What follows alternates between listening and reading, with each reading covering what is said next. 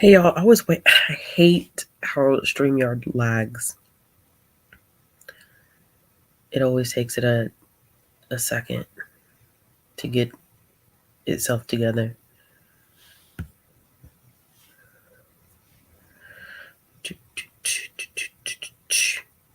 Hey y'all. Let's see who's here. Hello. Hey Ashley. Hey Brandy. Hey Jillian.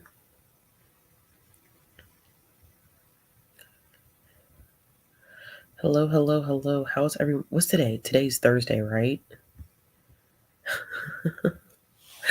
I can never remember the days of the week because I was off.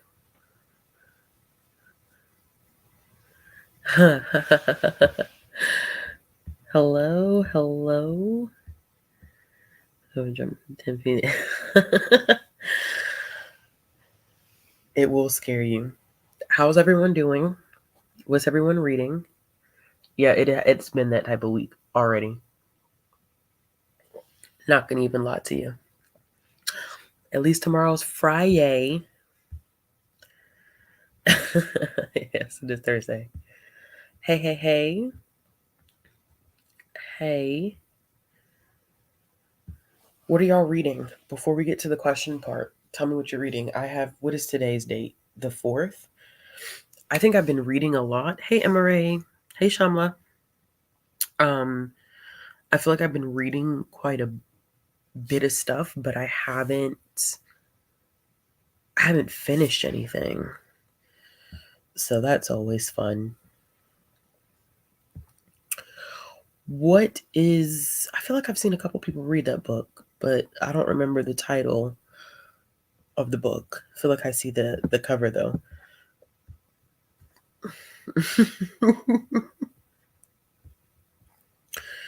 House of Leaves. Jillian, how is that experience? I feel like Bethany just finished it and did a spoiler vlog for it, but it seems like it's pretty intense. Brandy, how are you feeling about it? I've heard slightly mixed reviews. Some people are not enjoying it, and I don't want to listen or check out anybody's reviews yet because I feel like I'm going to be disappointed. Dune for the first time. The movie's already out, right?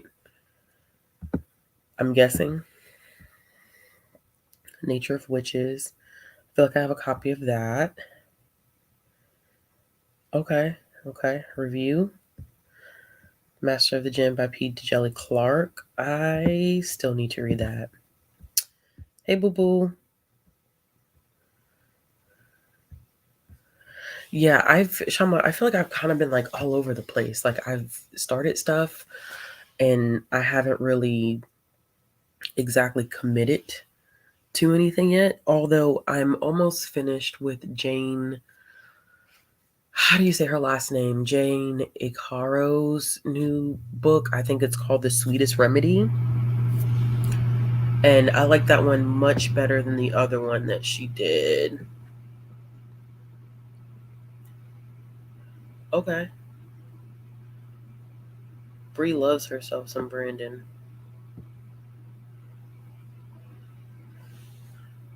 Okay, From Blood and Ash. I feel like I have a copy of From Blood and Ash somewhere around here. It's sitting right behind me. It's like I know I have a copy of that. Haunting of Hill House. Yep. I watched a TV show and I could not do it. Nice of you to join us. What? You hate it? How long is House of Leaves? It's got to be pretty freaking long. It looks thick, and then the formatting thing to me is kind of interesting. If we were villains, okay.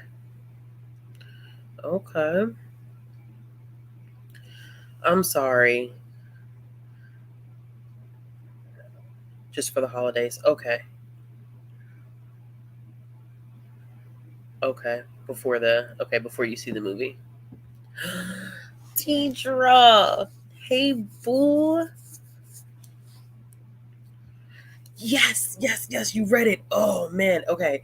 So I've read, I don't think I marked it on Goodreads, but I'm pretty sure I've read the first 3 issues of Berserker, and I have not read the 4th issue. I don't know if there's a 5th issue out yet, but I've been slacking on my single issue game. But Berserker is, it's good.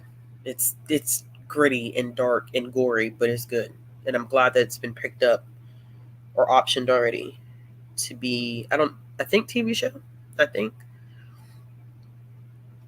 No, I have not read that, but I will look into it. Forgotten in Death. Is that a J.D. Robb book, aka Nora Roberts? Okay.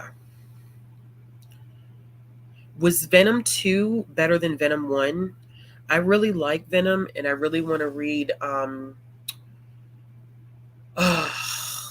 Donnie Cates, his run of Venom. I have the 100th issue of his run of Venom, or is it his run? He concluded the run of Venom, but they are restarting Venom, but I don't know who's writing it.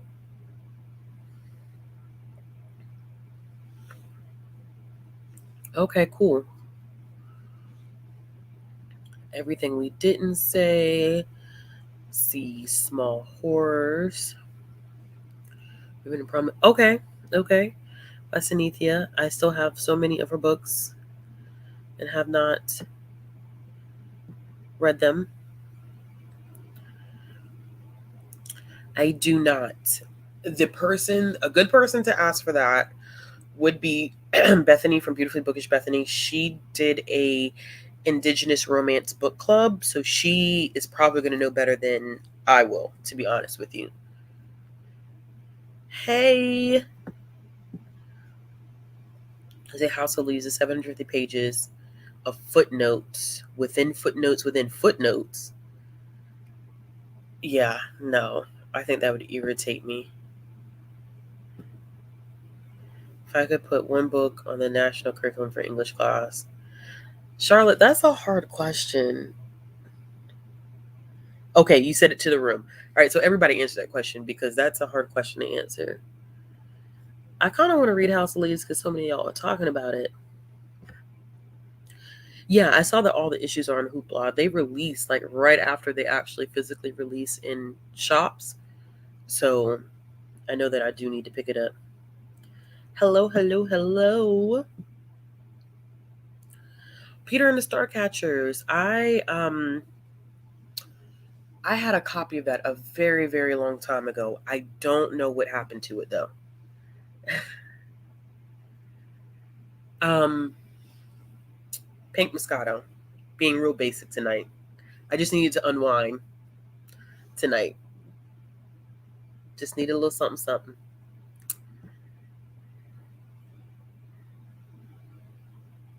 Okay, on par with Venom 1. I never saw Venom 1 because I was too afraid I was going to be disappointed. But because. Okay, let me ask you this question. Does Venom 2 deal explicitly with Carnage? If so, I must make it a point to go see it because I love the dynamic between Venom and Carnage and the whole idea of absolute carnage and the symbiote type of things that happen and how it's tied into Peter Parker, Miles Morales, and like pretty much everybody.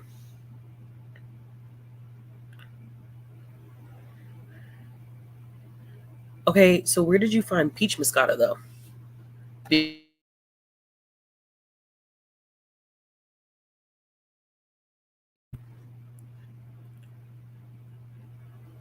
I don't think I've ever had peach moscato. I'm sorry, y'all. I probably dropped off the face of the earth for a second. Okay, I think I'm back on. Sorry. I took my what's it called? My Cat 5 cable out by accident. Okay, I see some people drinking Chardonnay. It was in Walmart? Walmart has this, by the way, if you've never had it, it's really good if you partake in drinking. Walmart has this margarita wine in all these different flavors like blueberry, watermelon, peach, mango. It's really good. You only need like 2 glasses and it's a done deal. Take my word on that. Spiked eggnog. Why am I not surprised, Deidre? Ooh, okay. We may need to make that a thing because I don't think I was as invested in Venom until this year when I started reading more Venom comics. And then I was super amped about it, but I always get nervous sometimes about movie adaptations because sometimes they just don't capture it as well. And I heard that Venom 1 was not that good. Charlotte, not drinking that will be rolling the joint shortly. All right, so everybody has a good drink. Okay. So this is supposed to be my librarian Q&A. I think I had put like in the community boards at one point that I wanted to do another Q&A, and I had taken some questions from people and my intention was to sit down and film it. However, I did not feel like editing that video. If I'm going to be completely honest, I did not want to edit it. So I made the quick decision to do a live Q&A. So I mean, you're good, Charlotte, I promise. I don't have those questions with me, so forgive me for those who have asked me questions. And I know like I asked at the end of, I think I did a video that was like booktubers versus librarians, like how are they different? I think I asked at the end of that video if people had questions. And some people did ask me questions, so I apologize if I do not get to your question tonight.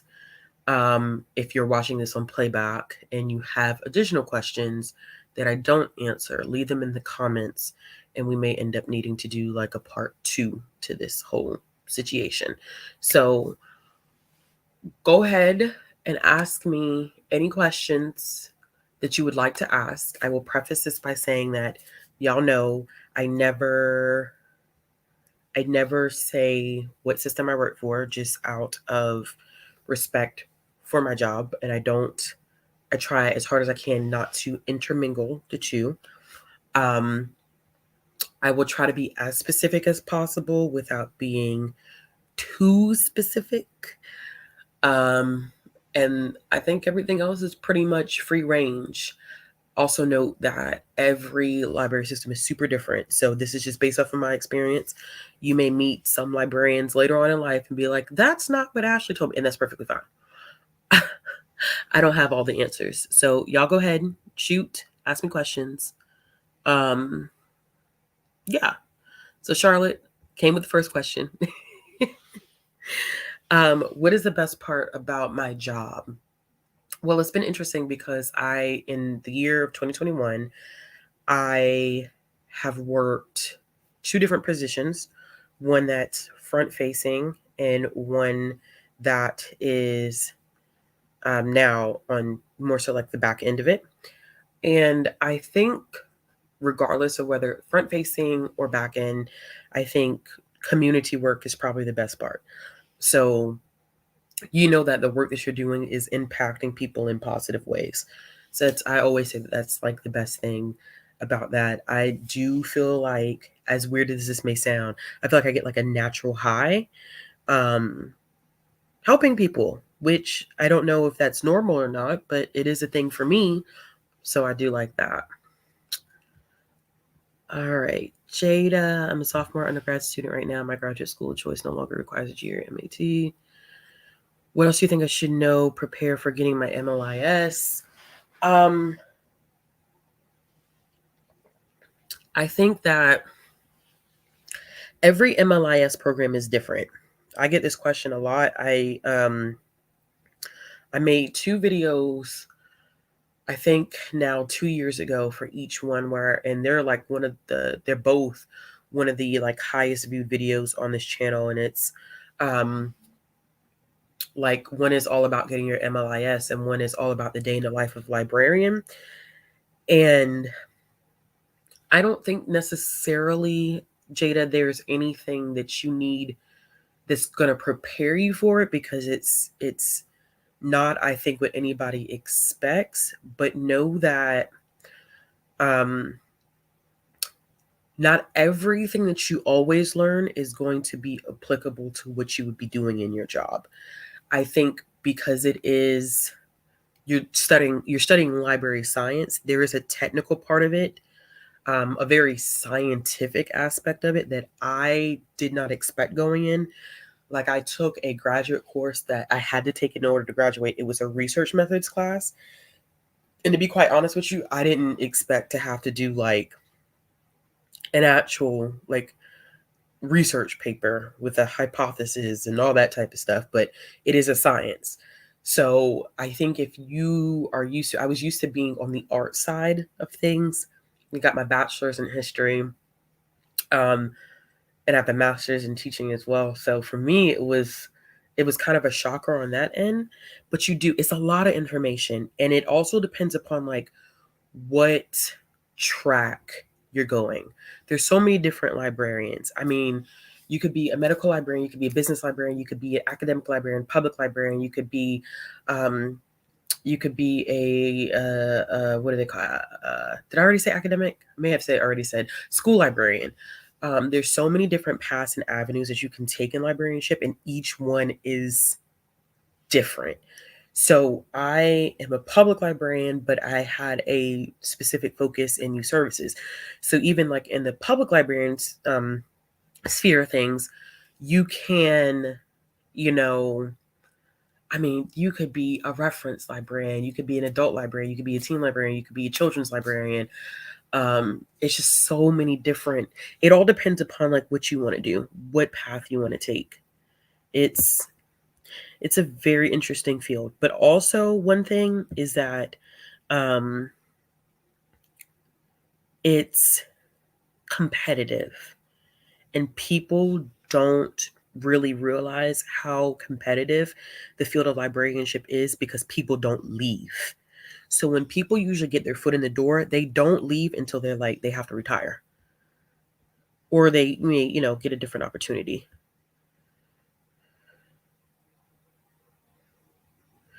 Cheryl, I've never heard of that. Now that I do more stuff on the back end in terms of collection development, um, not from what I see. I don't think they get a little bit of pay. I think because libraries pay up front when they purchase books. It's not a like, it's different. So however that transaction happens between vendors and publishers is um is a little different. But the reason why I think a lot of people say like if you can ask your library to purchase things is because it is considered a purchase. So it does put money in an author's pocket, but not in that specific way, to my knowledge. Have you tried, Casey? This may be kind of like a back and forth with the two of us. I mean, not like a bad back and forth, but like a back and forth where like I probably need a little bit more details. Like, have you requested that they purchase? Like, has that worked or no? Let's see. Yeah. Yeah. They're getting it when we're buying books, it is a sale. It does count as a sale. It's not like we're buying the books and and the authors are not making money. They are making money. It's just not like every time a book gets checked out, that amount of like that circulation counts as money. What I think you can look at it as is that when things are highly circulating, or there's been a lot of like generation in terms of like popularity of a title, in order to ease a holds list, a library may end up buying more books. So that's why authors will say stuff like request that your library purchase, not only because it serves as a means for them to make a sale, but if you increase the popularity of that title, your library may be more likely, if the funding is there, to buy more copies, which is the equivalent of more sales for the author. If that makes sense. It varies, Cheryl. Some libraries don't require you to have a master's of library information science. Usually for entry level positions, which are often called, I mean, you could be like a library associate, or you could be a library specialist. There's different terms for them, but they're entry level positions, and a lot of them don't require that you have a degree. For some libraries, you don't have to have a degree in order to have the title of librarian, but at some places, you still have to have a master's of library information science in order to have that position. Let's see. Right now, I think that Ace of Spades was getting a lot of circulation at one point. Tokyo Ever After was getting a lot of circulation. Um, One of Us is Lying is and One of Us is Lying is an old title, but it was getting a lot of circulation because of Book Talk. Um, let me think. You would ask me this, and my brain is so muddled right now. Instructions for Dancing was getting a lot of heavy circulation at one point. Anytime you see something that gets branded, especially like with Reese Witherspoon's YA Book Club, those always get high circulation numbers. Your old school titles that maybe BookTube is not reading as much anymore will sometimes get high circulation depending upon what's happening on social media that we may not be actively aware of. I know The Taking of Jake Livingston was getting some high circulation. Black Flamingo, for some reason, right now is getting some heavy pull. I'm not sure where that's coming from, but there were quite a few requests on that. I'm trying to think of what has released recently. If anything that's released recently is getting, regardless of how BookTube feels, I can't remember the same author who wrote Aristotle and Dante. His book was getting quite a few holes generated on it, more holes in the number of copies that we ended up purchasing. Let me think. I think that Love Story got some pretty good circ numbers on it. White Smoke got some really good circ numbers on it. And those are the ones I can think of off the top of my head. I know there's definitely more than that, but that's what I could think of off the top of my head.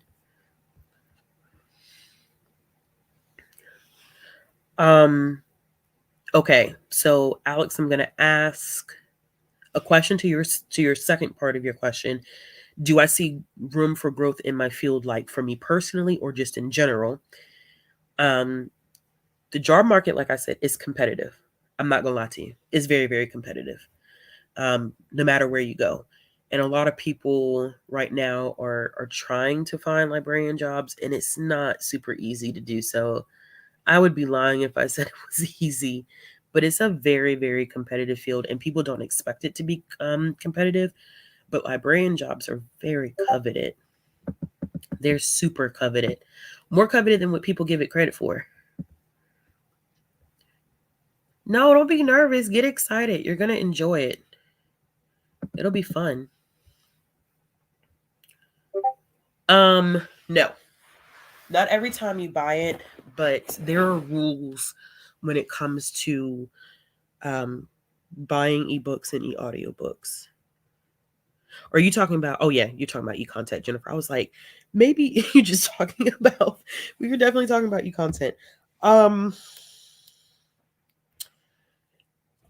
The way that works is it's a license. So depending upon the publisher, you may get a certain number of checkouts, or you may have that license for a certain period of time. When those checkouts run out or that license runs out, then you have to repurchase it again. But Hoopla is different. So that's like if your library has like Overdrive or Libby. If your library has Hoopla, your library is paying every time you borrow an item. So it depends on the platform.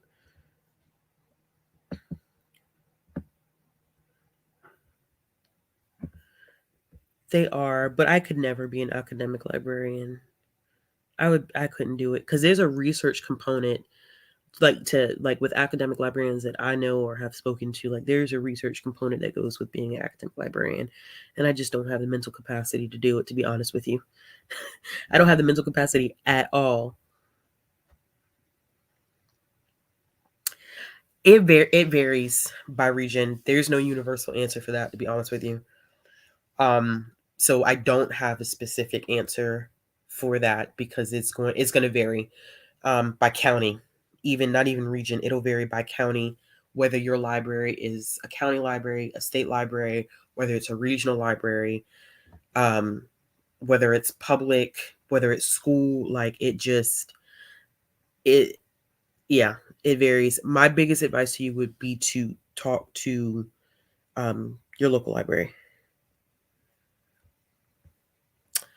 Um, Take your time, be patient. It's fun, but it's a lot of work.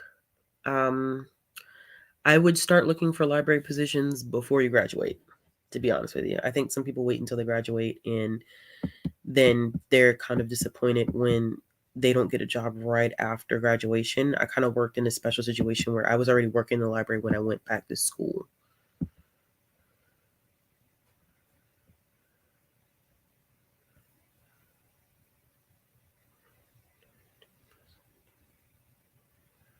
Cheryl, it's going to depend upon, like, honestly, it's going to depend upon where you're at.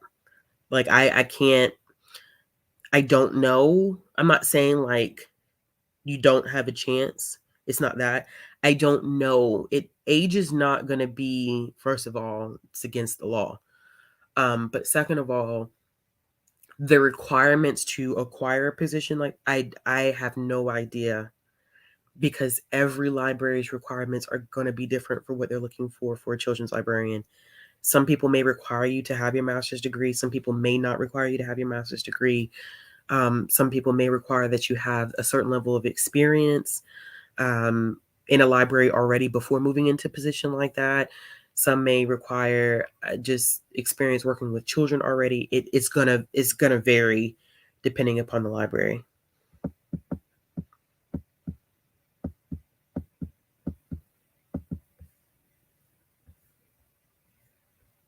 No, they don't. We don't have the ties to publishing is not the same. The way that it is in this community is completely different. At least for my experience. I can't speak to everybody, but no, it's not the same. Yes, in terms of pricing, yeah. Yeah, it is. It's a little different. It's in terms of pricing and with the digital and when you say like digital audiobooks too, the length at which you have that material is going to change or it varies. Okay, but let's still for fiction is trying to get more horror options. Would love to help it grow. I'm wondering if requests are enough or I can do more. Right now, your best bet is to just keep doing requests because every collection development department is going to have a collection development policy. And sometimes things that you request does not mean that it instantaneously can be bought, depending upon what the collection development policy is for that specific library. So they may have a set of guidelines or structures that they're following as far as like a purchasing guide. So I would just keep requesting or try to figure out like what are they willing to buy if you notice any type of patterns. But I would just say just keep requesting as much as you can. And then also, you never know what may be going on the back end in terms of their funding. They may have more funding allotted for certain, like certain subgenres than others. Meaning that, or I shouldn't even say sub, well, may not even be broken down in subgenres. They may have more funding for nonfiction than they do fiction. Like you never know what exactly is going on the back end. That may be stopping them from buying as much fiction as opposed to whatever they're purchasing nonfiction. Hey, Uncle Carrie. Shay. Mwah, mwah, mwah.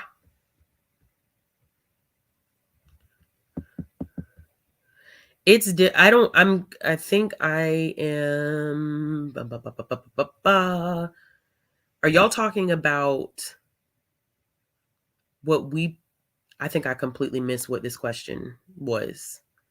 about, is this about funding or paying? What was this about? Shamla, what about Book Top Books? What you asking me, love? Darcy, yay! I'm so happy. When did you start working in the library? Is this new? Or did I just completely miss that?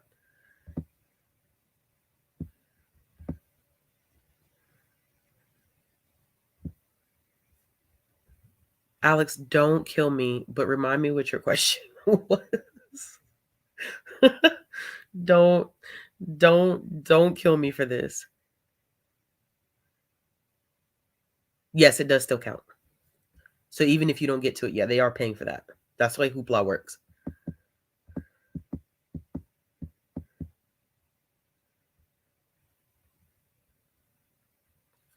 Um, you might want to. You might, yeah, yeah. Just give it time. You'll know.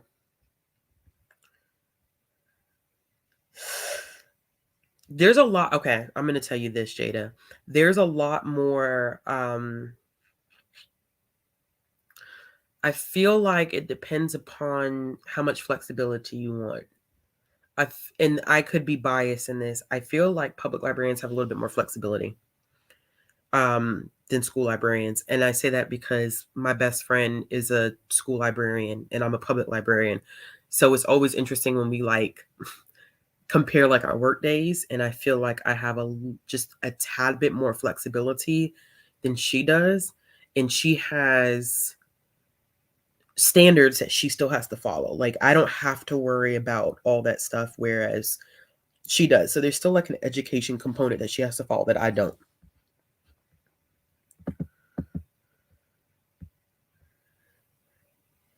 Thank you, thank you, thank you. Yeah, now that I'm in it, it's a little different. It's super different. It's fun though. I love it.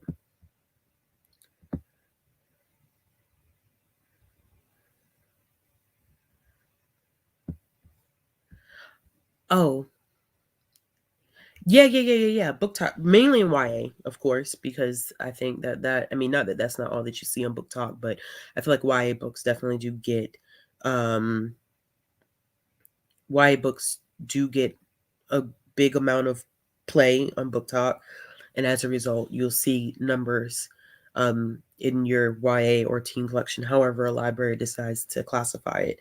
They get a little bit more. They get a little bit more play. Okay, I know how it is. Yeah. I get it. I get it. I definitely get it. I definitely get it. All right, let me go back up here.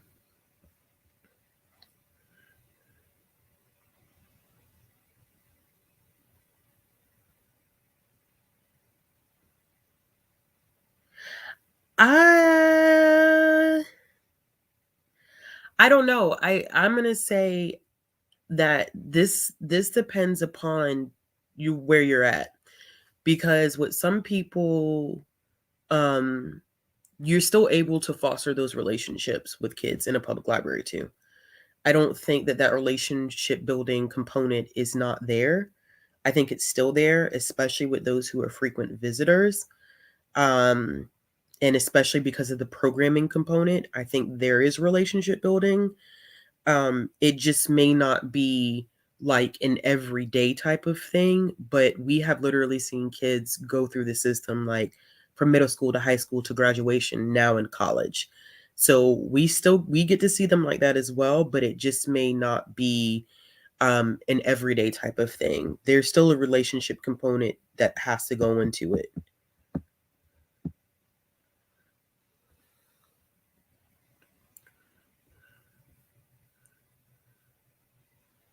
Okay, yeah, that's okay. That's yeah, in the UK. I was about to say, yeah, here, no, no, not to my knowledge. Um, no. We don't like that money allotted in a budget is not going to go directly to a writer. Actually, that money goes to a vendor, and that vendor is buying books from a publisher. So that vendor then, that money is that money really, it's a three-way exchange. The vendor serves as a middleman between us and the publisher. So there's nothing, whatever funds that we put into purchasing books, that money is not something that we cut and give to an author whatsoever. That's between the vendor and the publisher and how they take those funds and distribute them out. Honestly, I hope that my kid loves being a library kid, because she's definitely going to be a library kid. I hope that she loves it and appreciates it. I really do.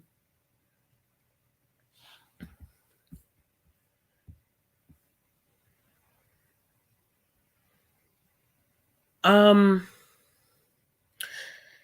it. Oof. We go through training for that, Darcy, to be honest with you.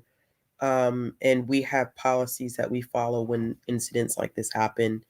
I think that regardless of whatever your library, um, regardless of whatever the policy that your library has outlined, I think if you're in a public library, you have to enter any situation with as much compassion as you can, because you don't know what a person may or may not be dealing with. And it's not our job to diagnose or make assumptions. So, kind of walking in with compassion and empathy, kind of, I think it can help.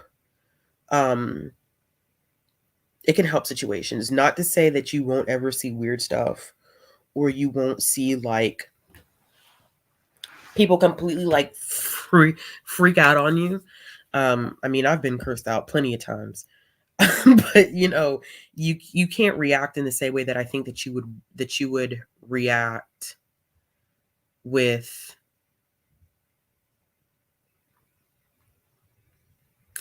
I don't think you can react with somebody in a situation the way you would react outside of the job, which is easier said than done, because I think you have that human instinct to protect yourself, but you still want your library environment to be a welcoming place. So I definitely like just having some sense of empathy. And sometimes it is draining.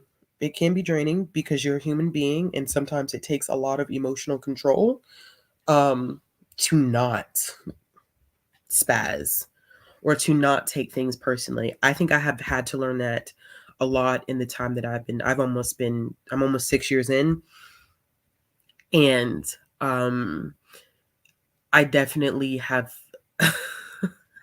I've learned not to take anything personally, because people would say some wild stuff to you and you'd be like, dang, like that's how you really feel. But just don't, because sometimes people come in already dealing with very difficult situations, and sometimes the reaction to you is just simply them projecting onto you, and they really don't mean any harm to you, but it's easier to lash out at someone than to sometimes deal with what you have going on in your background. And sometimes I look at that, people come to the library looking for help, and it's easy to get frustrated when things are not moving fast enough for you, or you're tied up in a situation and you need help figuring things out, and you just get frustrated and you lash out. So it is definitely it's definitely easier said than done. This is different for every library. So I don't have a universal answer for this, but most libraries, I can't say all because I don't know for a fact, will have some type of procedure in place if someone wants to make an objection to language or content. But what helps with this is like how you classify your stuff. So that's why it's important that like um you have the separation of children's materials from teen materials, from adult materials. And a lot of times stuff is put into a certain place, not by reading level. Like sometimes you'll have parents who come in and say like, oh, my child's past reading on like an 8th grade level, I want to take them to the teen area. And the first thing, that we will say, well, that's up to you, because we don't act in loco parentis. Like we can't make decisions for people or tell them like, you can't read this. The only suggestion we could give is that's fine, but know that those materials are in that area because of content, not necessarily reading level, because you'll find stuff that's in the teen area that's on the same reading level as something in the children's area, but it's in the teen area because of content. So, like I said, everybody's procedure is different. Most people really, honestly, in the time that I've been here, I've only had maybe 1 or 2 times where someone, it wasn't like a super formal complaint, but it was kind of like an offhand comment. So you probably will see a lot more offhand comments than you'll see like formal challenges. Um, which I think also it depends on region and where you are. I'm sure there's some systems out there that see a lot of people try to make like formal complaints or try to formally challenge stuff, but I have not, in the time that I've been, I have not seen that as much, but I have gotten some like, oh, like, I didn't know that such and such was in this book. I have had someone like bring me a graphic novel that had nudity in it, and the book was checked out by a minor. But what kind of helped in that situation was that classifying, where I was like, well, this is labeled, it's an adult graphic novel, and it's labeled as such because of content like that. So you might want to stick to the stuff that's specifically classified as like children's graphic novel, so you don't run into content like that. We basically do everything that typical libraries do.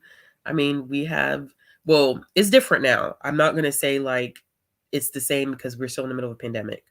So we have um, changed up a lot of things that we do. We've done author visits, we've done story time, we've done art-based programs, we've done community conversations about different things. There's a lot of like active community work that goes on in the form of programs. It's just super different right now because of the fact that we're in the middle of a pandemic.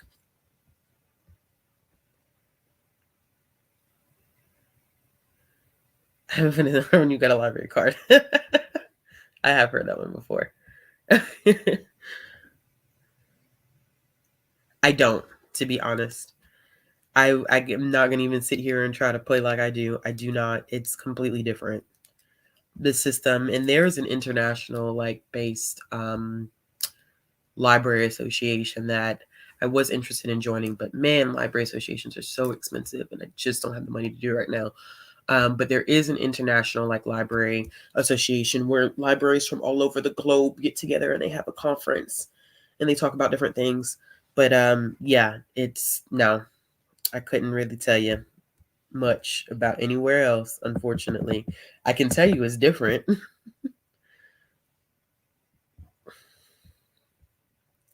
um, I wouldn't even say cracked up, but like gross stuff. There's times when like people return a book and it's like you don't know what it is. It's like an unmentionable. You don't know whether it's like food, whether it's bodily fluids. I've seen tissue in books before. I've seen people use like, you know, cards that family members have given them as bookmarks. I've seen people who've taken books out and like annotated them, and I'm like, this is not your book. Why would you even think about it? Like crazy stuff like that. But most of the time it's like it's gross. It's super gross.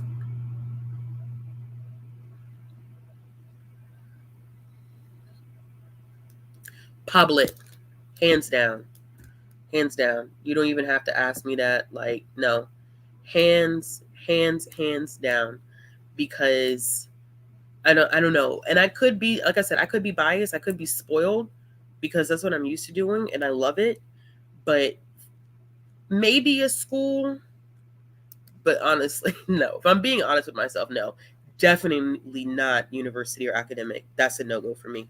That's an absolute no. I could not. I just don't feel like academic librarians, and they're super helpful and super amazing humans, especially like when it comes to research and helping, um, students that attend that university. I mean, even people who don't, like people who are just in the community that want to use the university library for research purposes. I'm just not interested in that research component. Like, I have no interest in that whatsoever. So to be in that environment, I feel like I would be bored out of my mind. I don't feel like I would, for me personally, and this could be so untrue to say this, but I don't feel like I would have much room for creativity in an academic library. So never, never, never, never.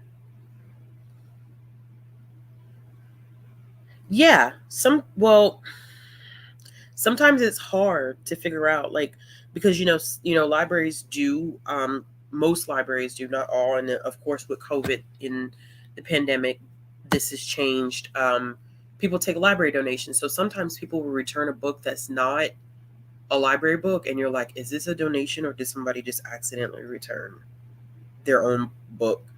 A lot of people would try to like keep stuff like that in a lost and found and see if anybody claims it, and then after a while you just assume that it was meant to be a donation.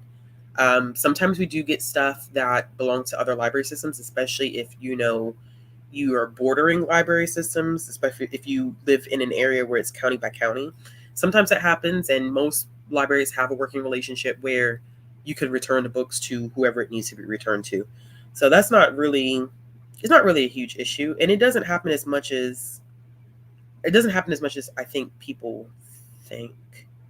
And also it depends upon where you may be in that system. Like, if you're in a specific county, I think maybe the closer you get to another county, especially with people who have cars in both counties, that's probably where you're going to start to see the mix up of returns, because they have cars in both counties. The counties are right next to each other, and they just don't separate, or they forget to separate.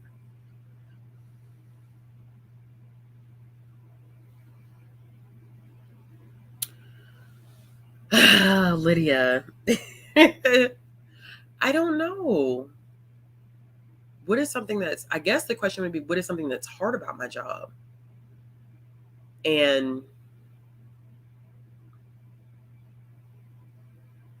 I don't, I don't, in my position, I don't think there's anything right now that can make my job easier, because I feel like it's just the nature of my job, to be honest with you. And it's not a bad thing. It just, it is what it is type of situation.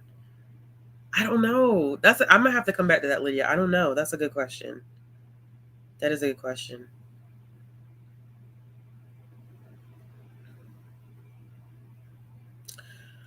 I think it varies, Jada. I think in some areas, there may be more. I think that I think the bigger the system, the more job opportunities, to be honest with you. I think when you start looking at like small town libraries, probably not a lot, to be honest with you. But if you live in a city or a county that probably has a larger system, you probably are going to find a lot more job opportunities. But here's a kicker to that. And I'm saying this because I literally have seen it with my own eyes. Everybody and their mama applies for the job. So regardless, it's not competitive always in the amount of jobs, but it's also competitive in the amount of people who apply for one job. You'll have hundreds of people and no lie, I cannot lie about this. You'll have hundreds of people apply for one position. One position. So it's not, and I don't think I realized like how difficult it was until I really got deep into my system. I was like, dang, it's hard to get your foot in the door. And when you get your foot in the door, you're like, yeah, I'm not leaving, because it took me too long to get my foot in the door to begin with.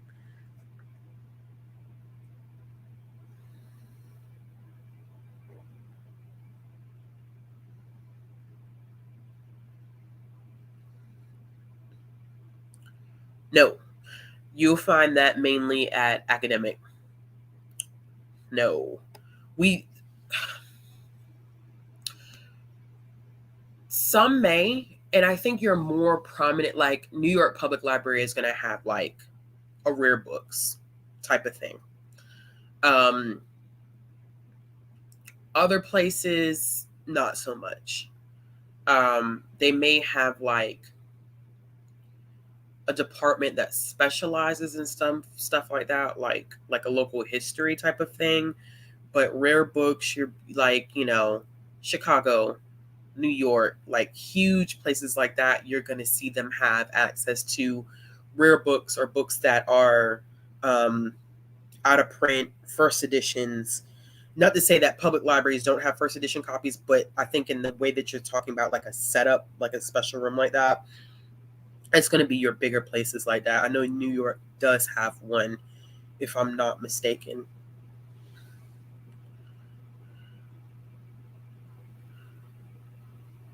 That's what it's like. Yeah, like a heritage collection where it does have stuff based on wherever you're from, but in terms of like that those rare things, not so much.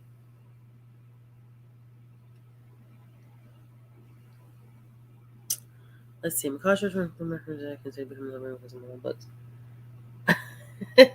Kelly. Okay. So I always say this. It's good to love books and work in a library. But do not go into librarianship thinking that your love of books is the equivalent to the job that has to be done. There's a lot more work than just saying, I love to read. And I made the mistake too, and I'm not saying this just to say this. I think that was my mentality when I went in as well. I think when I was like, oh yeah, I wanna go into the field of librarianship, I was like, I love to read. That's enough. And I always try to discourage people not from using their love of reading to foster the love of reading in other people, but that's not the only component of your job, especially depending upon what position you go into. There's a lot more that goes into it. So very much so, especially if you're thinking public, um, it's a service job. You are serving your community. So while literacy is extremely important, there are other forms of literacy depending upon what community you're in, that they may need help with. So it's not always about books all the time.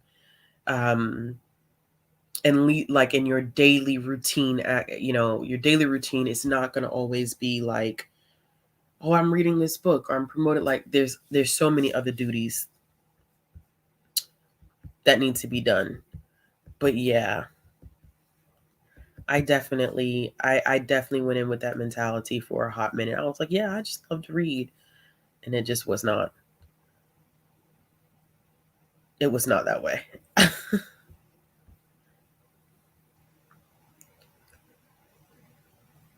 Jada, y'all are asking these hard questions. I'm gonna be transparent and say I think that my library does a pretty daggone good job with their programming. Like, I honestly would not. There's not much that I would change. Um, it really isn't. It's a lot of good people that I work with, so it's a lot of awesome things that are already being done. That's one that I would literally have to. I feel like that's something that somebody would literally ask me at work. If you could change one thing, what would you do? What would you do? And that's hard. That is super hard. Yeah, I miss the in-person stuff too, to be honest with you. I super, super, super miss the in-person stuff. Because I feel like, I don't know. It's different. It's just that community interaction is so different.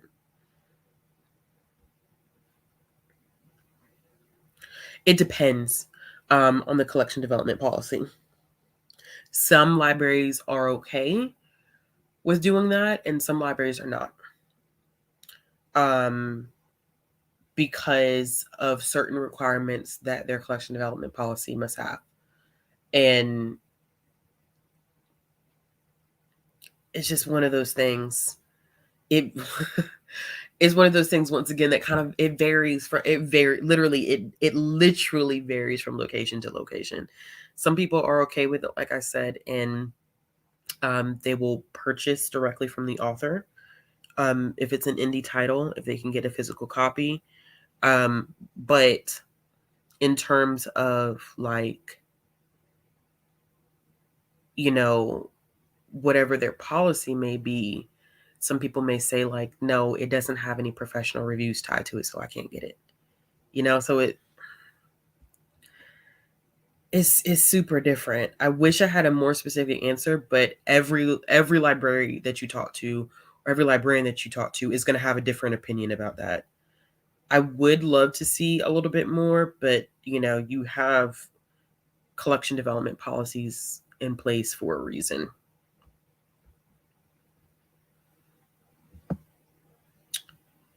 Do, do, do, do, do, do, do. It's all right, Jada. You good? You good? You good?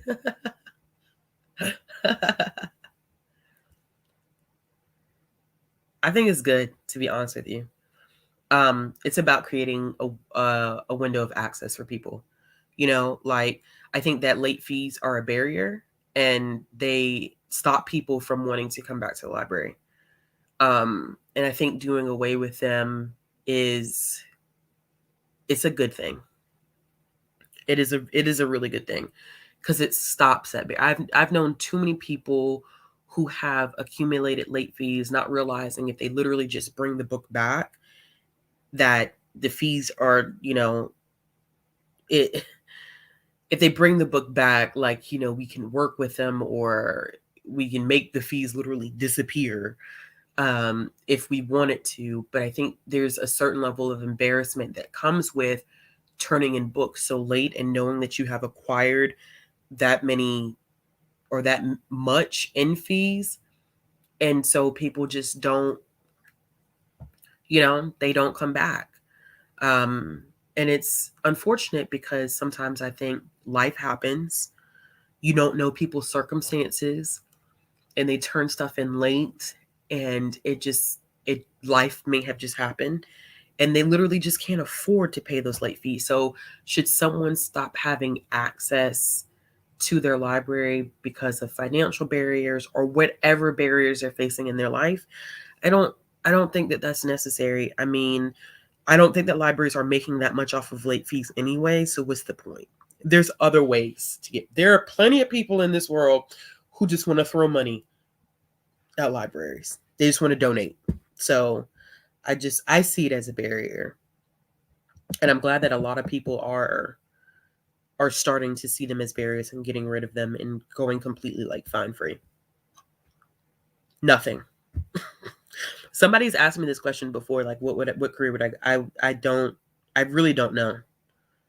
I don't really see myself, which I mean, that could be a good thing or a bad thing, because I mean,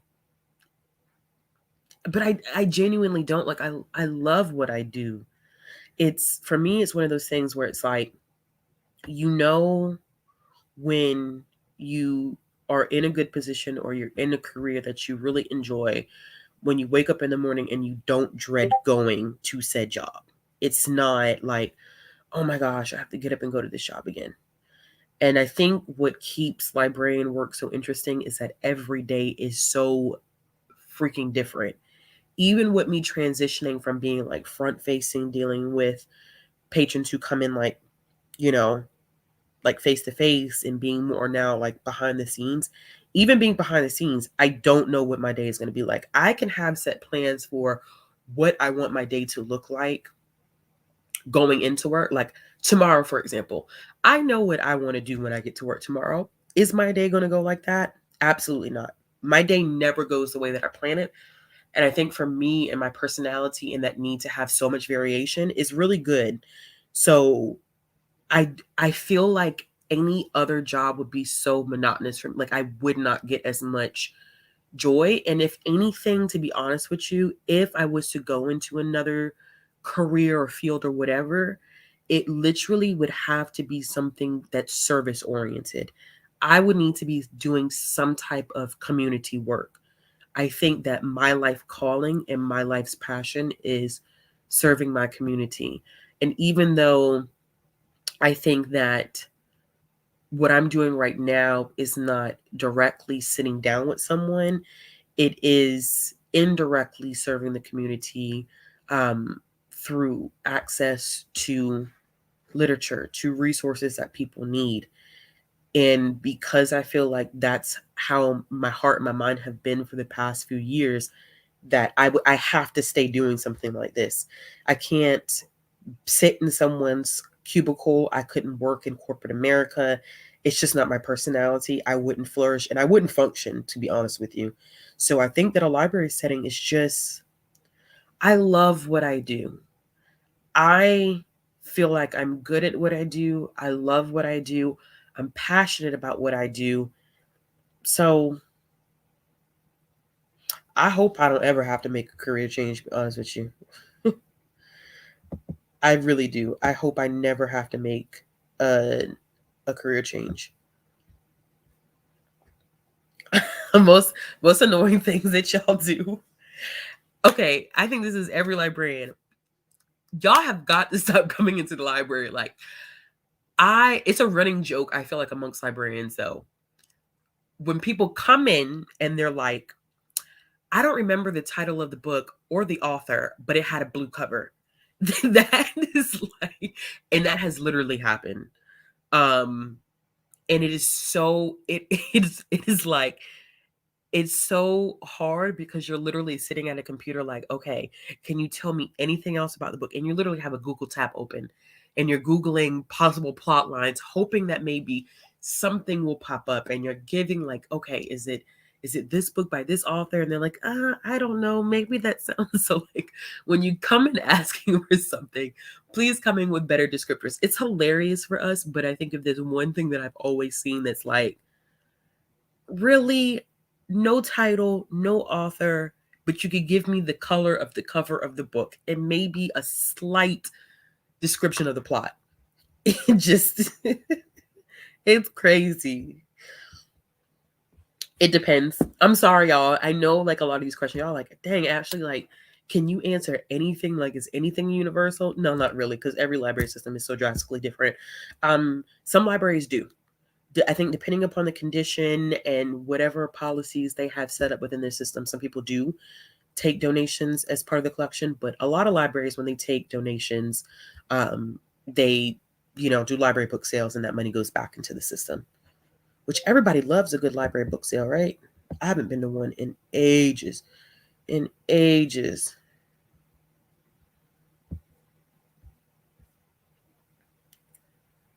I have a question, I don't. You mean like, do you mean like, do I specifically do that? Answer me that and then I'll answer your question. Because I don't want to answer your question wrong.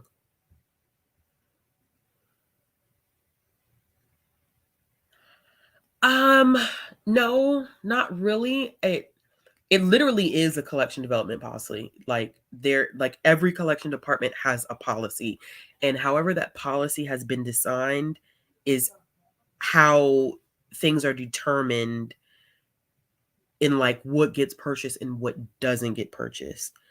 Some people are just a little bit more flexible.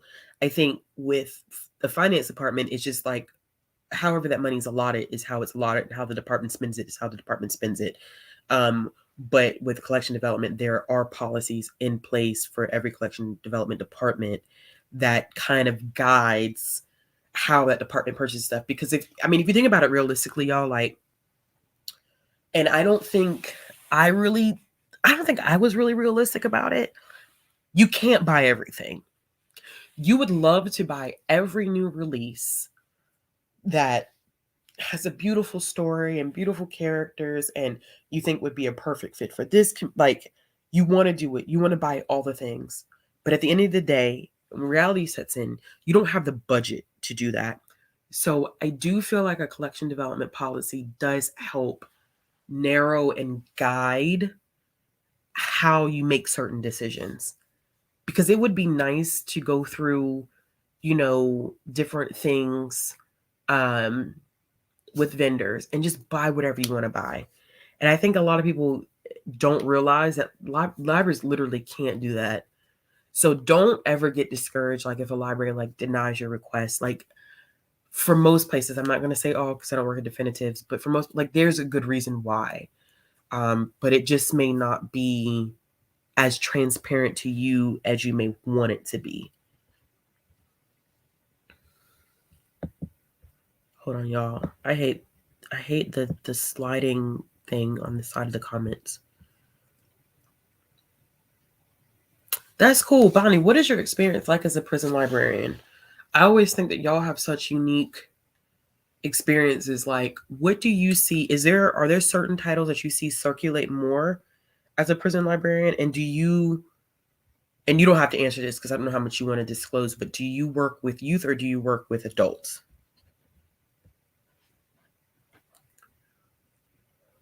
Exactly.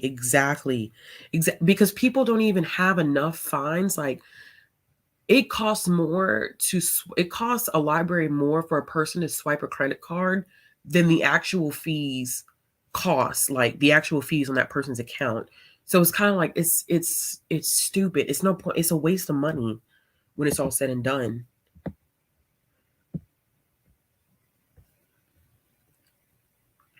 Listen, I used to say we the fine fairies. I used to just magically, and people be shocked. They'd be like, "You're good." They'd be like, "Huh?" I was like, "You're good." I don't have any fines. Nope. Go ahead, go look around, find something you want to check out. I used to waive fees like crazy.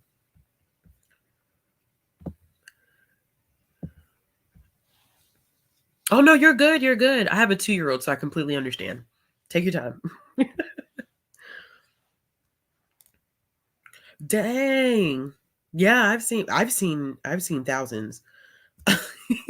I've seen thousands of dollars in fines before, and it's just like people literally just forgetting to turn stuff in. Literally forgetting, like not realizing that they still had certain things checked out. I think a lot of people were really, really excited about that. I really do. I think people are like, they people appreciate stuff like that, you know? Yeah, that's the thing too, Tori, is that's true. I think when people realized that the late fees were gone and they brought the books, like they realized, oh, if I turn these books, like I'm not gonna get fined. People turn books back in, but they were too afraid to turn them in because of the late fees that would be associated. It's interesting. Yeah. Yep. Because I feel like people don't feel as intimidated to bring their stuff back.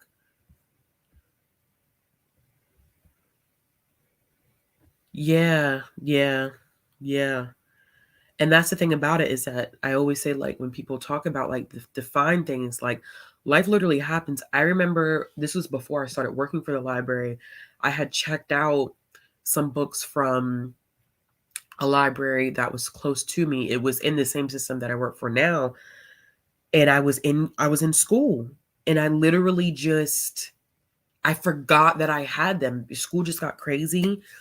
And it just never crossed my mind, like, hey, Ashley, like you have like 5 library books checked out and they were late so much they charged me the list price for all of them. And I genuinely just did not remember that I had them.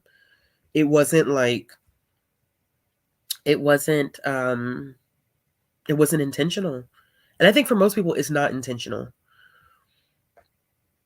Oh, like the best day, Paulina. Um it when I feel like I've accomplished a lot. Um I think the position that I'm in now is much more fast paced than what I'm used to doing, which is good. It keeps me on my toes. I think that when I have a day where I'm super focused and I'm able to knock things out that I have had like on, because I keep a running list of things that I need to do. When I'm able to knock that stuff out, that's usually a really good day for me. There is no regular day. I will say that.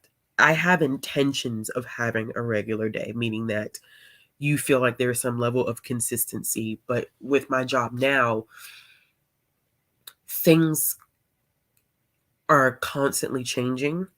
People constantly have different needs that may pop up during that day.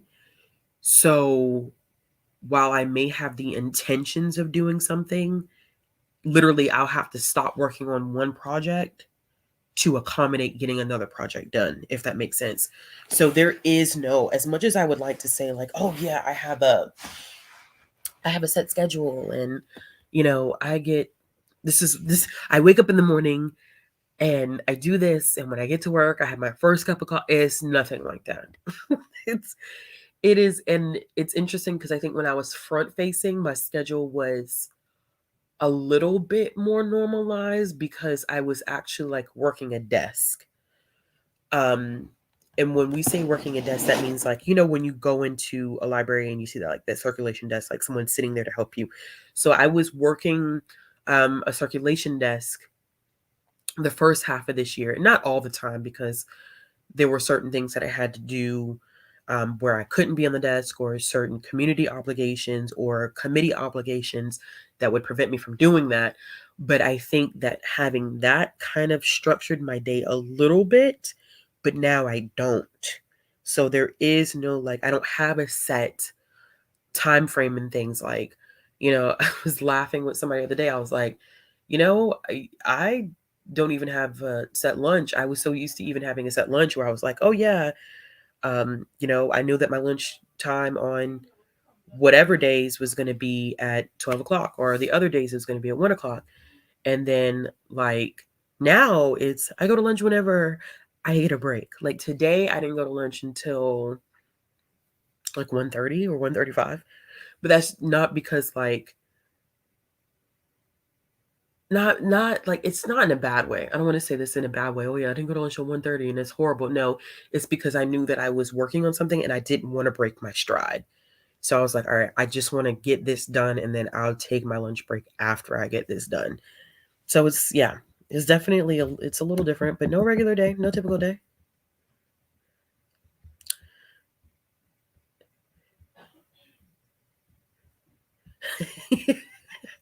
Kathleen, I think I low key strive on chaos too, though.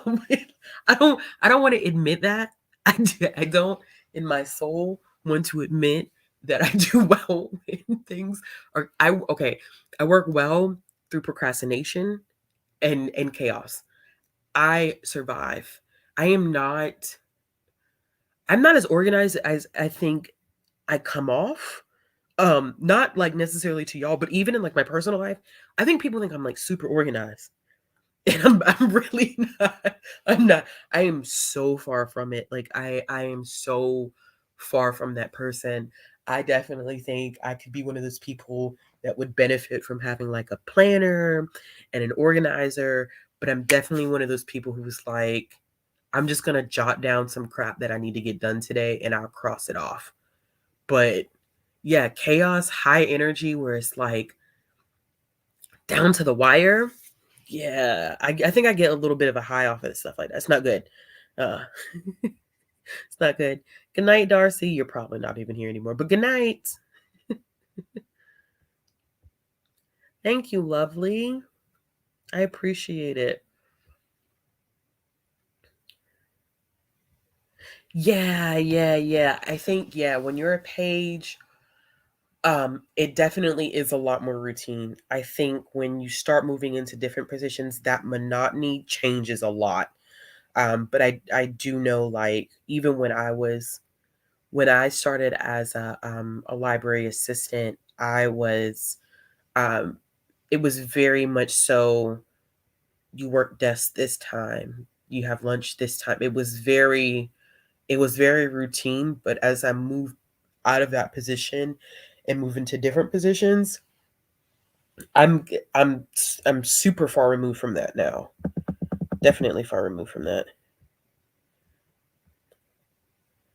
Yeah, yeah, yeah. I think I know that in like in the back of my mind I need to stop walking in like, "Oh, I have this plan and this is what my day's going to look like and it's going to be super planned out." But it just never freaking works out that way. It never works out with like ever, never ever ever ever ever ever.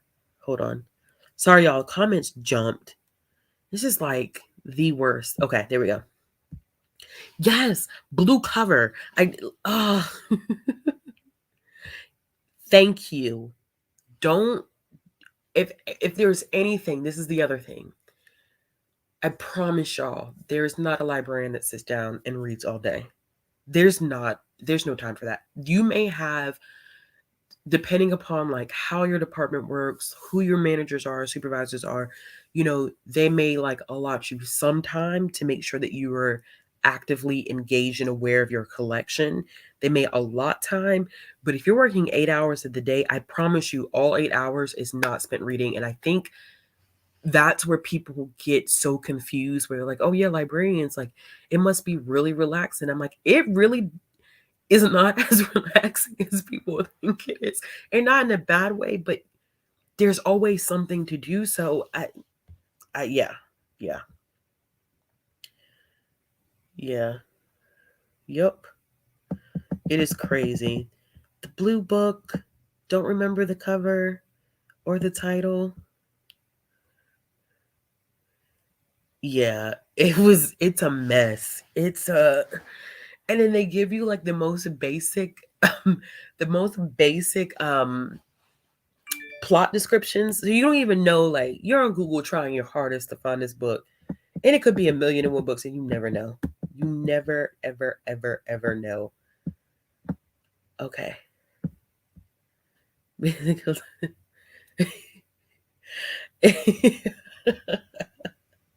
Of course you did, Salter.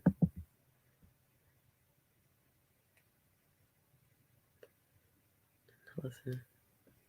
Yeah, exactly. Yup. It is crazy. Did your library system, have you ever procured an ED? Oh, okay, an education collection. I love that in my library. Yeah, so there are people who are front facing who do procure an education collection. Um, do I help on the purchasing end of that? Yes. But there are people who are trained specifically, who have the educational background and are very freaking good at what they do. Yeah, they do that. Um, and they do things like when you call, if a teacher needs like specific books, if I like teaching a specific lesson, like they're amazing at doing that stuff like that. Me, not so I don't work directly with um I don't work directly with patrons anymore, so I don't deal with that as much. I have done it once or twice in the past, like with daycares. I've done that. Um but not so much anymore. But yeah, our system does it, and it's really cool. I think teachers really, really love that stuff like that.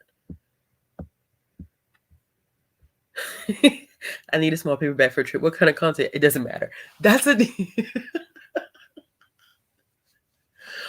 people come in. I need some recommendations. What do you like to read? I like to read anything. It's like, huh? What do you can you can you give me something? Like, do you have a genre that you like? No, I'll read anything. So what do you need me for? That means you can walk in the collection and pick out anything and you be happy with it. It's oh yeah, those are fun times. Those are fun times. Fun times. Oh no, Ash. Don't be embarrassed. It happens to the best of us. Really, really.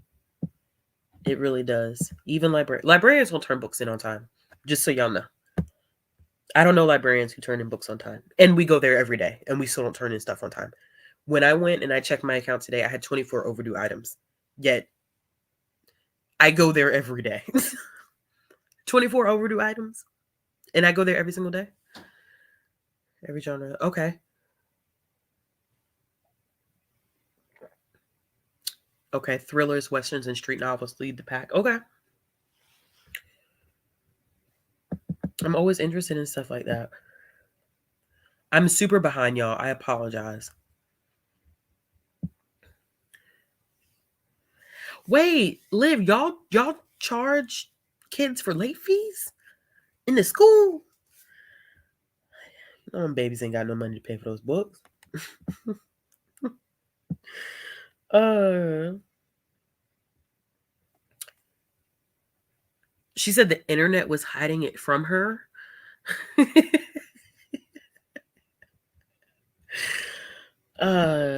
Yeah. Yeah. People, yeah. Yeah.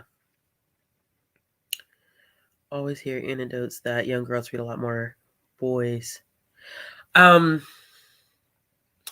I think it's easier to get girls to read, like if you're doing like readers advisory. I think it's, in my experience, and once again this could even vary, like being even in the same system as people, I think it's easier for me to convince a young girl to pick up a book. I think that boys want to read, but I think that there's this weird binary perception that they need to read books that are made for boys. So I think that when you have kind of that at play, it makes them a little bit more reluctant and hesitant, um, to want to pick something up, or they don't know what they want. I think reader's advisory for me, when it came to me working with kids, had always been easier with girls. With the guys, it took a little bit more. It took a little bit more on my end in terms of like knowing what was on the market and a little bit more convincing them. I found that the guys usually went heavily towards the graphic novels, of course, which is great because I can't stand when people are like, graphic novels are not good for kids. What's her face said that? Essie Hinton, which whatever. Um, there are people who still feel like graphic novels are not good for kids or they're not real reading. And especially with reluctant readers, especially with a lot of my guys that have been reluctant readers in the past, graphic novels were the gateway. And a lot of times people don't realize it's that difficulty in transitioning um, between different levels of books. So I don't know how much y'all know about like children's lit and how we kind of progress kids through children's lit. So you have board books, which are like for kids like my daughter's age. So not tearing, not tearing this up. I mean, there are picture books that are definitely age appropriate for her as well. But as far as like them handling them for the first time, getting that feel, that kind of just like that sense of holding a book, being able to flip the pages and stuff like that. Board books are great for that. Then you have picture books, and there's a wide range of target demographic for picture. I mean, there are picture books really that you could use teaching in a high school, to be quite honest with you, that have the content and the themes that are appropriate for a high school audience. I think that there are picture books that are great for adults.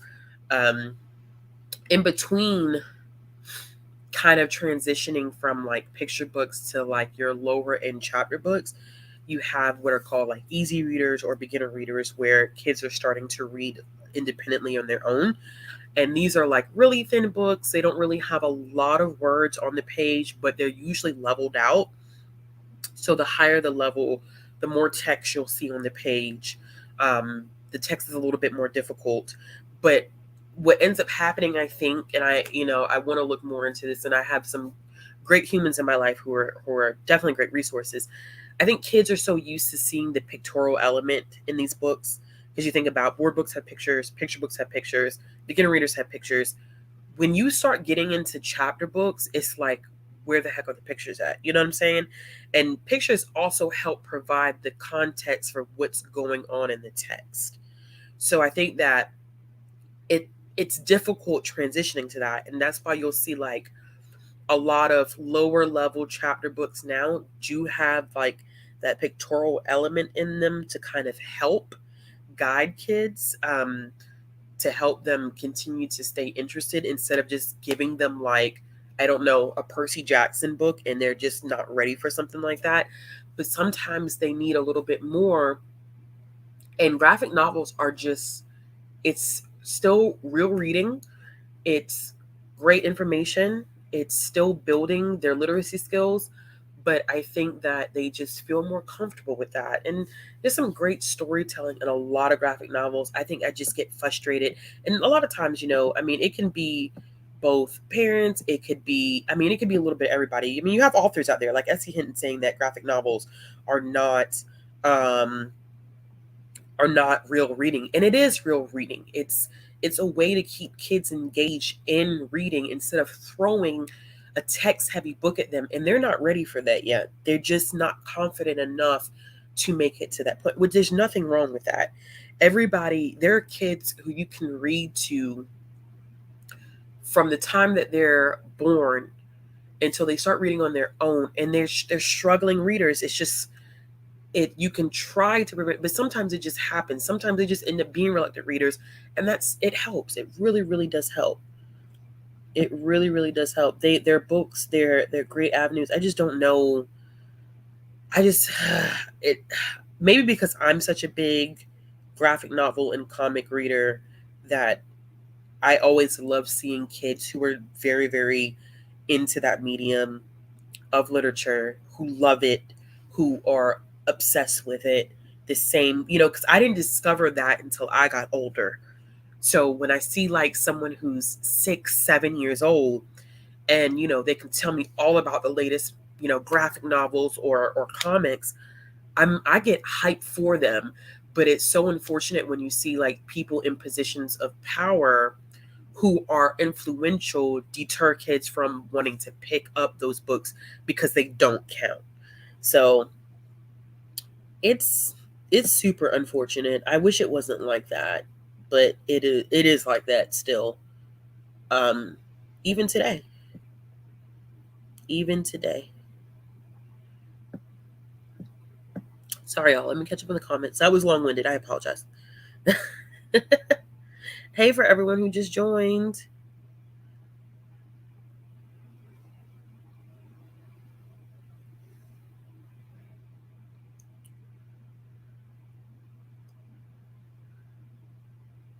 Yeah. Yeah. It is a struggle sometimes dealing with, like even with parents who have the best intentions, sometimes they just don't know. Like I've heard a lot of parents who will say stuff like, "Oh, you're not going to be reading these graphic novels all summer." And I'm like, "Why not? They're reading." They don't have to pick up the biggest, the thickest book on the shelf for it to count as reading. I think, I think there's a way to like incentivize it. Like, for every 5 graphic novels you read, I want you to read, a chapter book. Like, I think there's ways to work around that, but to completely kind of try to deter them from reading them, I think it kills that spirit for reading. They're like, dang, like, I can't even pick up what I want to pick up. And I think the whole concept of how like the US education system works with required reading really screws up a lot of kids. I got to hear Jason Reynolds speak last year, and he was talking about how much like he had issues with reading when he was a kid because his English teacher had him reading Moby Dick. I mean, this is a black guy growing up in New York. A lot of kids that he went to school with, like, would never see a boat in their life. Like, not like they wouldn't get on a boat themselves in their lifetime. And you had them reading a book about a man that's obsessed with a whale and he's on a boat. Like, it's not their experience. So by forcing them to read a text where it's like, I can't even relate to what's going on in this book, you kill their spirit for reading. There are so many people who are like, I don't like to read. Ashley, I literally, my aunt and I are the biggest readers in the family. I read the most in the family. Um, and I read, I'm probably the only reader amongst most of my friends, to be honest with you. And it's so heartbreaking to hear people be like, I just hate reading. And I'm like, no, somebody made you hate reading. Something about your reading experience was so screwed up that you have this negative association with books. They're like, oh yeah, I just don't like to read, man. I don't like to read. No, you literally somebody messed that up. And I hate hearing that because I know that somebody has messed that up, whether it's been a required reading or, you were forced to do things in terms of like reading at a level that you weren't ready for. That's the worst. Forcing a child to read on a level that they're not ready for or they're like struggling with, it literally would be like, I'm not doing this, because it doesn't make them feel confident. Like, you want kids to feel like confident readers, even if they're reading below grade level. Like, you want them to feel confident and continue to progress. But if you try to force someone who's maybe reading on a third grade level and try to force them to read on a sixth grade level, they're going to get discouraged easily. And then if they get discouraged, they're not going to pick up another book. So I always say, for most people, you either haven't found a book that was written for you, or somebody did something along the way where you either weren't exposed to books the way you should have been exposed to books, or you were exposed to the wrong types of books. It's, it's so sad, y'all. It's so sad. It's heartbreaking. Hearing kids say that they don't like to read is probably the most heartbreaking thing about my job. And I've heard kids say that in my job before. As a librarian, that really hurts your soul when you have a 7-year-old look at you in your face and be like, I don't like to read. I'm like, but you're 7. You're 7. You're just a baby. It is. Yeah. Sorry, y'all. Let me catch up on comments. Scroll back up. Exactly. Some stories just work better in graphic. Like, there are some stories that I think I've read in graphic novel. I could never see them written in prose. Like, it just wouldn't work. It literally would not work. Like, one that you and I both read, Twins by Varian Johnson.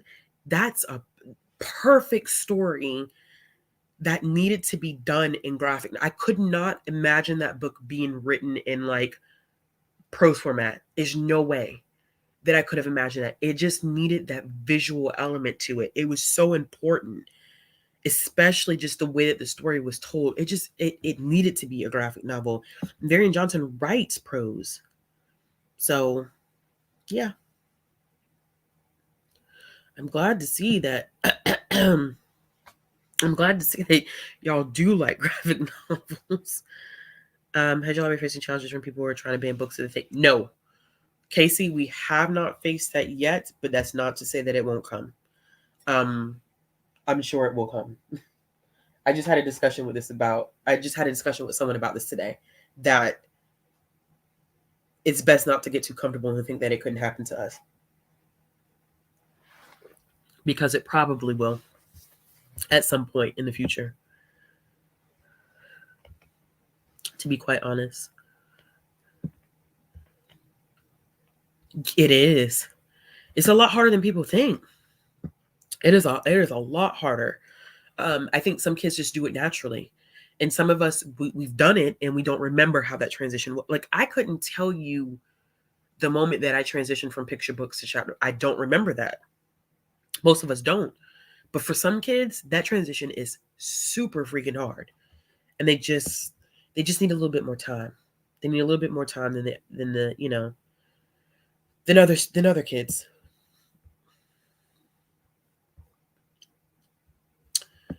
Yup.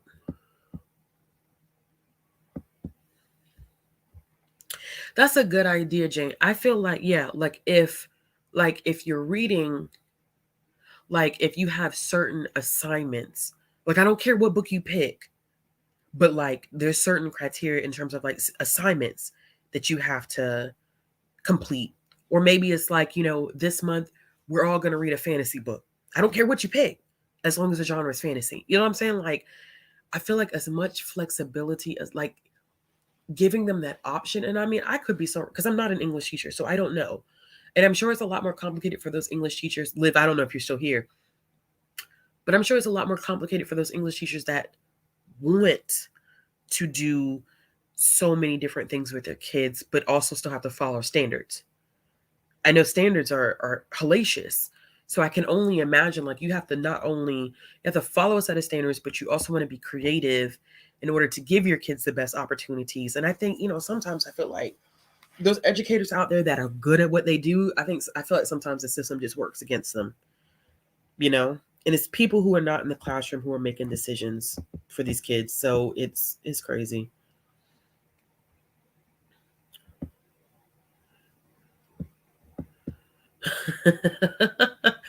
Yeah, I do like I feel like it's a lot going on with CRT right now. Um I don't know if y'all saw this video clip, and maybe I need to share it. There, I forget what state she was from, but she tried to get. I don't know if y'all have heard of the middle grade graphic novel New Kid, by Jerry Craft. I feel like my copy is somewhere over here. Let me see if I have it over here. I may, or I may not. I shouldn't be squinting. I need to get my eyes checked because I'm squinting, which is not good. Um, Danielle, I thought I had it over here. Maybe not. Okay, it is not over here. But if you haven't heard New Kid and Class Act are both by Jerry Craft. I believe New Kid won the Newbery for 2020. Time is such a crazy thing right now. I'm pretty sure it's 2020 he won the Newbery for New Kid. Anyway, um, basically she tried to get. I think they were picking. I can't remember if they were picking New Kid as like if it was like a school district read, or if they were they were having an event, and Jerry Craft was going to come and speak to the kids about New Kid and do like a talk and all that stuff. And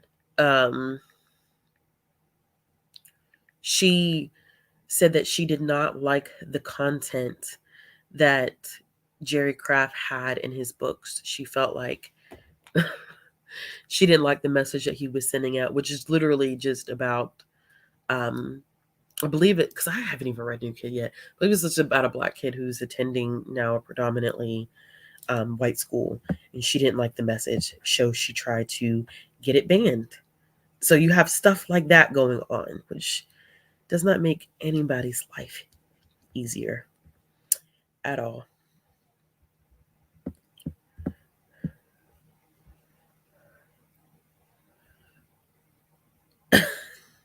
But you can't listen. But you can't tell them that. You can't literally. You can't.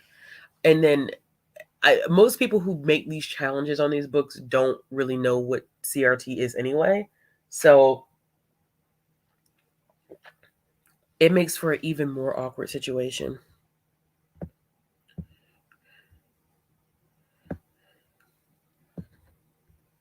Oh, New Kid? Yeah, yeah, yeah, yeah, yeah.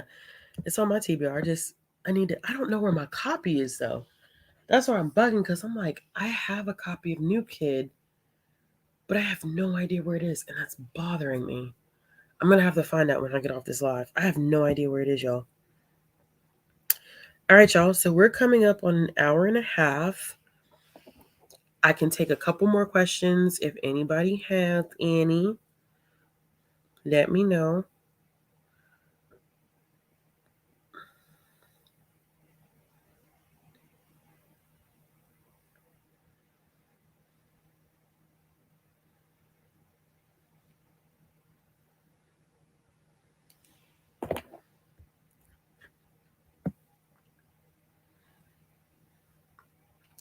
Y'all had some good questions.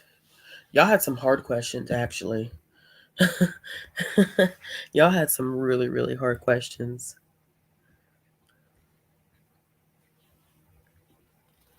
That we read all day, and I'm going to keep saying that over and over and over again. The assumption is that librarians read all day long, and we don't. We do not at all. My job would be a lot easier if that's what I did all day. it would be, yeah, it really would. It's so great to have you here, Lydia. It's always nice to have more library folks in the room.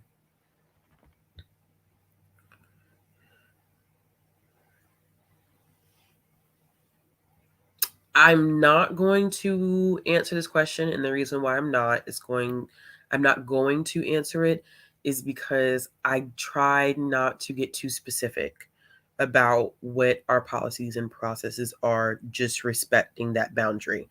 So please forgive me for that. I will answer it this way and say that we have a collection development process that determines whether we do or we don't. And that's as specific as I'm going to get. So forgive me for that. But whenever I do try to answer this stuff, I try not to be super, super specific.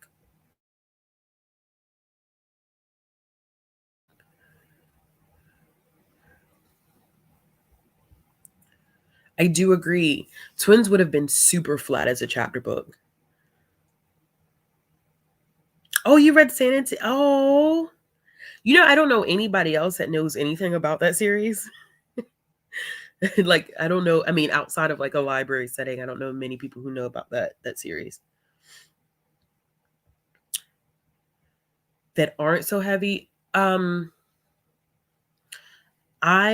It's Chrissy, right? Tell me if I'm saying your name wrong. I just did a rec video. It's on my channel. Granted, I read a lot of Native American, indigenous books that are geared towards youth. I still don't know why. I really, really like, I really, really enjoy Native American, indigenous titles that are for a youth audience. I just find myself kind of drawn to them. There's no specific reason.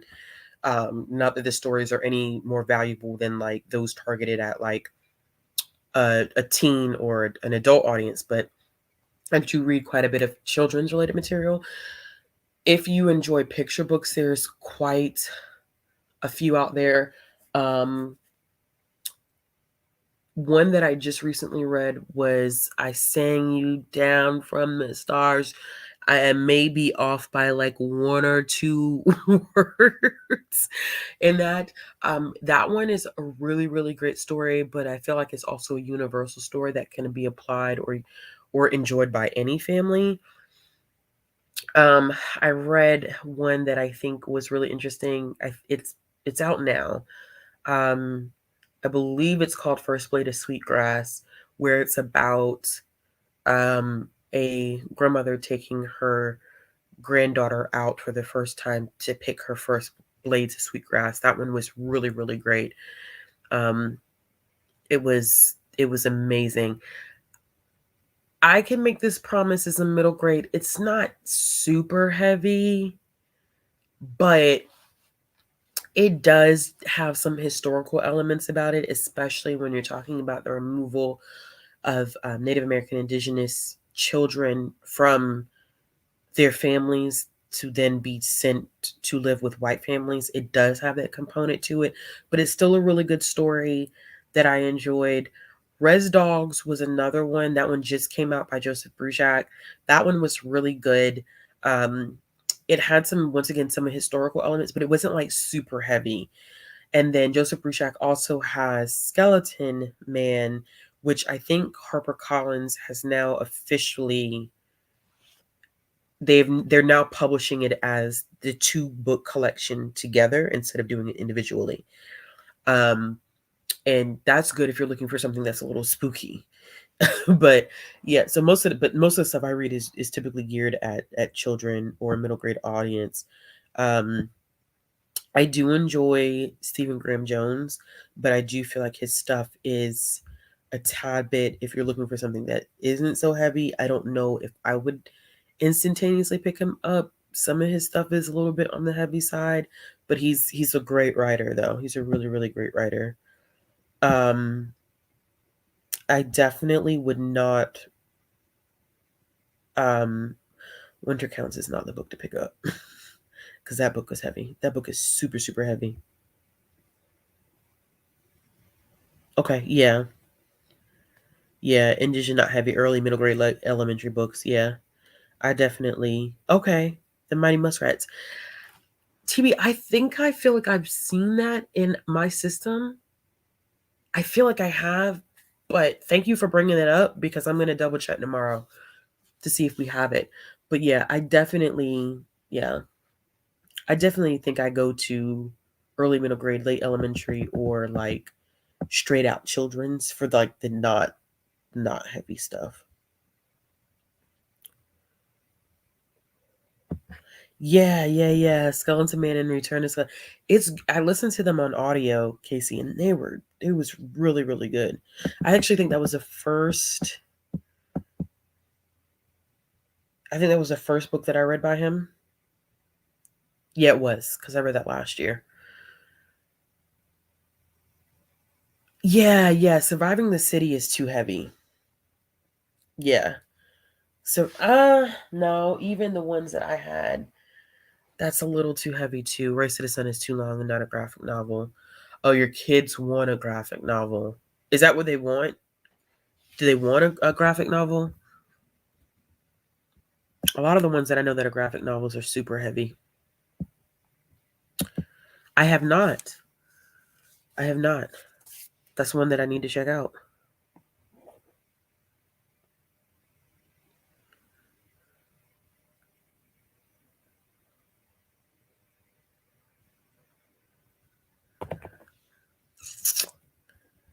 The Best Compromise is a graphic novel. Yeah, I'm not gonna sit here and lie to you in front. Like most of the graphic novels that I've read, because I was thinking about like Echo Girl is gonna be too heavy for them. Even though Echo Girl is definitely like heavily like art based, I do feel like it is that one's too heavy too. Surviving the City is too heavy. TV, do you have, if you're still here, do you have any ideas of um see, this is, I don't know if you'd be able to access one, and you may want to read it before. And it's super short, but I read Marvel's Indigenous Voices, and that was pretty good, but it's a single issue. It's only like 30 something pages, but it does have Stephen Graham Jones, Darcy Little Badger, and Rebecca Roanhorse wrote all three stories in there. I can't remember, depending upon your age group, if the content, not the heaviness, but the content itself, if it would be appropriate. I can't remember off the top of my head because, unless I'm actively thinking of a younger audience, I'm not really checking for content because I'm an adult reading it, so the content is not going to really faze me. But so I can't remember if there was content. Things in access to might be a little rough. Yeah, I heard A Lot of Ways is pretty good too. I'm reading Darcy Little Badger's new book right now, or I'm listening to it, and it's interesting. Ooh, Borders. Okay, we have a recommendation. Borders is an option. Any other questions, y'all? Before I wrap this up, it is coming up close to my bedtime. I gotta be up early in the morning. But I do appreciate y'all joining me. And if you have any other questions before or like after this that you think of randomly and you're like, Ashley, can you do a part two? Because I have a question that I didn't get to ask, or you asked a question and I just completely missed it. Comment and let me know. That way we can go back and talk about it more. I've read one, and it was The Grown Up. And I'm not a fan of their writing style. So I have not read any other books by them outside of The Grown Up. But great rec show. If you need some recs, make sure you watch this on playback. If you're looking for, like I said, if you're looking for recs for or recs by Native American or Indigenous authors, I do have a video up. Bethany from Beautifully Bookish Bethany has a video going up tomorrow, which her recs are going to be, they're going to be different from mine because she does read more adult. She does read more adult content, so she would have on that spectrum, she would have more range than I do.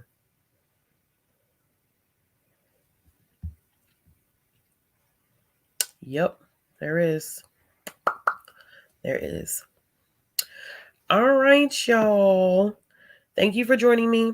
I will talk to y'all soon. Like I said, if you have any other questions you didn't get to ask or didn't answer, put them in the comments below, and I will be sure to see if I can answer them or determine if we need to do another live.